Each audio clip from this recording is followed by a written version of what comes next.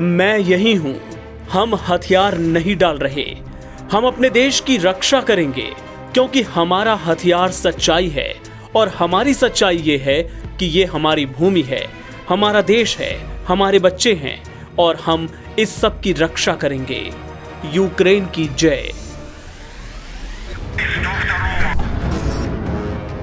जिस दिन से यूक्रेन और रूस के बीच जंग छिड़ी है, यूक्रेन के राष्ट्रपति वोलोडिमिर जेलेंस्की लगातार ऐसे बयान दे रहे हैं। सोशल मीडिया पर आर्मी की ड्रेस पहने उनकी ये तस्वीर और उनके वीडियो खूब वायरल हैं। मुश्किल वक्त में भागने के बजाय अपने देश के साथ मजबूती से खड़े रहने के उनके जज्बे की लोग जमकर तारीफ कर रहे हैं।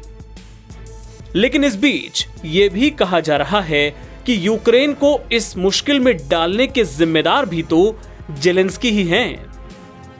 कुछ जानकारों का मानना है कि जेलेंस्की की जिद और अदूरदर्शिता का ही नतीजा है कि आज यूक्रेन को यह सब कुछ झेलना पड़ रहा है।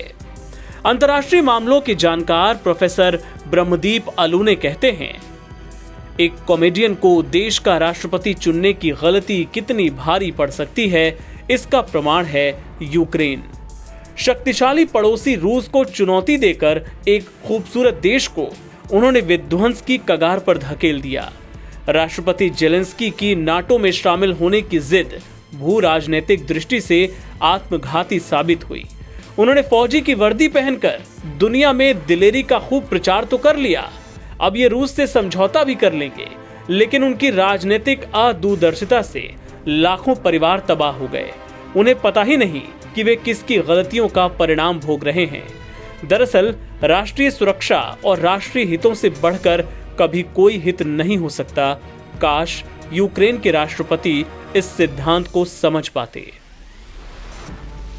प्रोफेसर अलूने ने यह आशंका भी जताई है कि युद्ध से यूक्रेन का वर्तमान तो बर्बाद हो ही रहा है, अब आने वाली पीढ़ियां भी रूस से बदले की आग में जलती रहेंगी।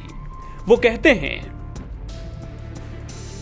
दरअसल राष्ट्रीय नेतृत्व अगर देश की सुरक्षा न कर सके तो उसे सत्ता से हट जाना चाहिए।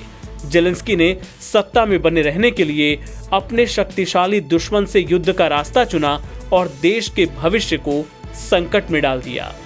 आने वाले समय में दोनों राष्ट्रों के बीच शांति वार्ता हो भी जाए, फिर भी यूक्रेन को इस युद्ध से उबरने में कई साल लग जाएंगे। अब यूक्रेन की युवा पीढ़ी बदले की आग में रूस से लड़ती रहेगी और ये यूक्रेन के भविष्य के लिए ठीक नहीं होगा। राष्ट्र प्रमुख सामान्य जनता को युद्ध में झोंक दे, ये अति राष्ट्रवाद है और जेलेंस्की ने भी यही किया। NBT ऑनलाइन की रिपोर्ट।